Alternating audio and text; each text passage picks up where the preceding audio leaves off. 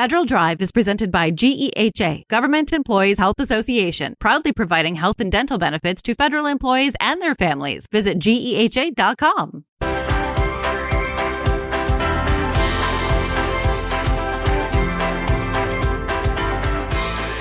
Welcome back to the Federal Drive with Terry Gerton on Federal News Network.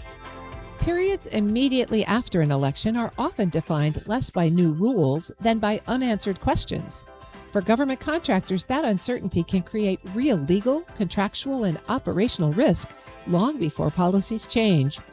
Joining me to talk about how contractors can prepare now for political transitions without overcorrecting is partner at Jenner & Block, David Robbins.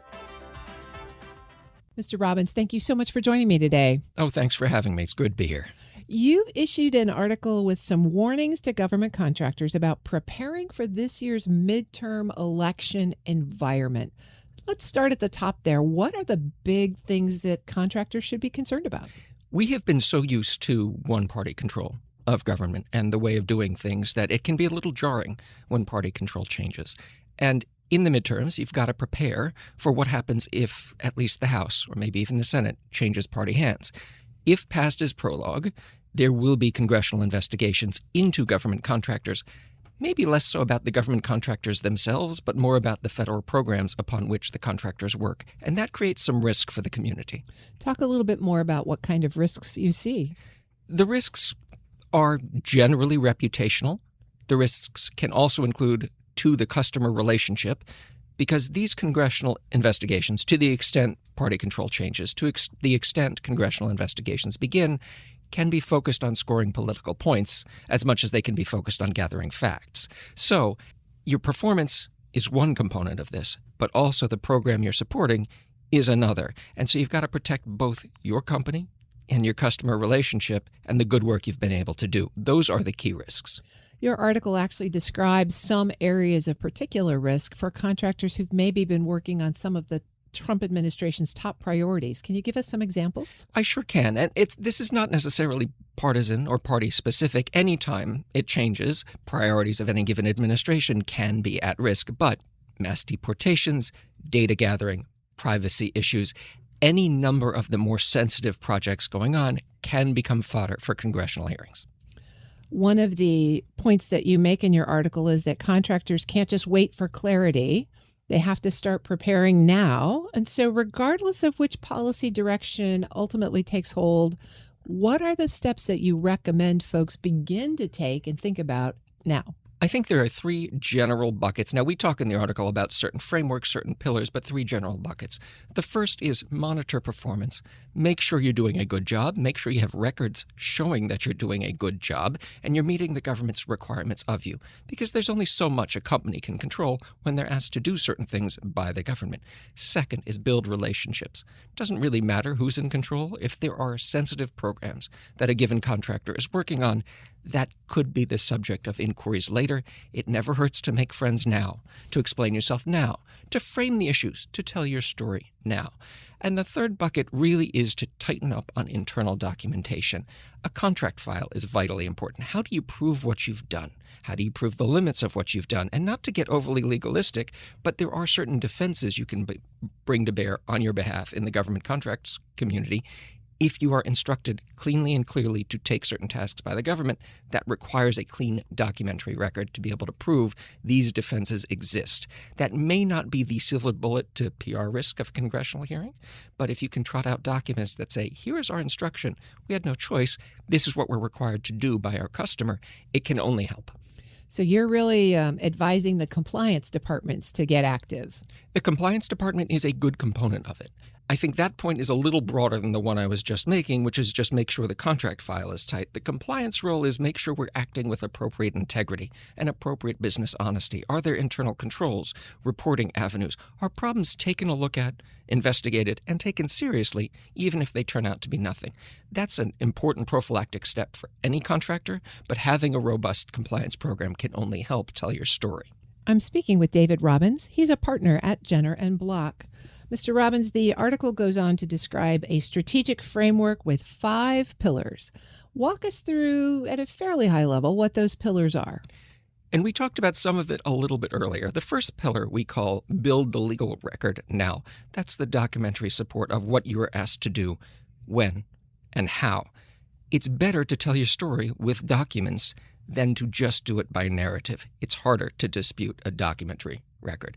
The second one we touched on a little bit earlier, we call perform impeccably, and document that too. Make sure you're doing a good job. People may quibble with what you're asked to do, but if you're doing a good job and under budget or on time, that can only help you. Our third pillar, again, we talked about it a moment ago, is harden that ethics and compliance program. For all the reasons we just discussed, it helps you tell your story that you're performing ethically, honestly, openly, and I personally believe it inures to the benefit of a company overall, including to the bottom line. The fourth one, well, this gets a little more technical. This is consider your legal defenses, consider your acquisition defenses. What can you bring to bear if people really start to push? That requires more involvement of lawyers, the Office of General Counsel, and capable, we like to say, outside counsel. The last one is to really think hard about your congressional engagement strategy. That includes lawyers, that may include lobbyists, that may include PR talent. It depends on how much you want to reach out. The key is to build relationships, knowing the core committees of cognizance over your company and your business, whether that's Homeland Security, whether that's House Oversight, whether that's anything else, right? Having those relationships in advance, if you expect an inquiry at the staff level, can only help you frame questions, tell your story, and prevent perhaps the most damaging PR risk. That sounds like very practical advice, but it also sounds to me, as someone who's not in the private sector, as a lot of overhead. Is this an issue that contractors of every size need to worry about, or is it really just the big primes that need to prepare for this? How would you coach contractors of varying sizes to take on and think about that framework? I think we start by what programs are various companies working on. If they are politically sensitive, and you're going to know what that is, right? If it's in the news, if it's the subject of protests, it's worth the ounce of prevention. Now, I'm not saying everybody needs the platinum-plated program. That's not our purpose here today. These are the pillars you got to consider. Plussing up an internal record, looking at the ethics and compliance program, that can be done with existing resources. It just requires some focused attention. Where it can get expensive is if you have to hire on congressional relations specialists, and that requires a close and careful look at potential risk. How do those guidelines filter down to the folks on the front lines in these organizations? It sounds like, in a way, we're talking about the back office and the senior leader folks, but there are people on the ground dealing with government, their government counterparts every day. What do they need to be thinking about? I think it goes to, part of it is the proverbial Washington Post test, right? Or is what you're doing comfortable for you? Are you being asked to do something you're uncomfortable about? That's where the internal instruction to just speak up and ask questions and seek help comes into play. You can keep your customer happy. We all want to satisfy our customers in this arena, right? But you can keep your customer happy while having reach back support. It's just uncomfortable to be the lone person making a decision of consequence without some help from your internal organization. That's what I would tell the frontline people. If you get uncomfortable, ask. There's a fine line here between preparing for change and maybe overcorrecting too early. Where do you most often see contractors misjudge that balance? Right now, this really is a matter of preparation and relationship building. So I would suggest contractors need to think hard about overt, early engagement. Staff relationships on committees, always helpful. Engagement with members, well, you want to take a good hard look and engage some help with some seasoned professionals to make that determination. And then if you step back, again, as we're thinking about what could be a very tumultuous election cycle, what does resilience look like for contractors who are operating through these kinds of political transitions? Resilience looks like the ability to continue to perform the mission and adapt to changes as they come. It is capability amid modification, amid changes in scope, and the ability to reach back to your contracts professionals to modify what you're doing in a legal and compliant manner.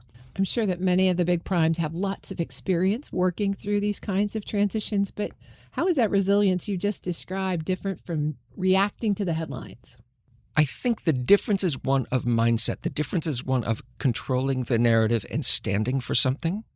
We stand for compliant performance. We stand for serving our customer, but making sure we're doing it within the framework we're required in the contract versus waiting and lurching and overcorrecting. It may sound like one of degree, but In my government days, I'm a former Air Force General Counsel's office lawyer, I saw thousands of cases where things went wrong, and to me, it makes a tremendous difference. I've been speaking with David Robbins. He's a partner at Jenner & Block. Mr. Robbins, thanks so much for joining me today. Appreciate it. Thank you. We'll post this interview at federalnewsnetwork.com/Federal Drive. Subscribe to the Federal Drive wherever you get your podcasts. Coming up next, sometimes even a solid argument isn't enough to save a bid protest. This is the Federal Drive with Terry Gerton on Federal News Network.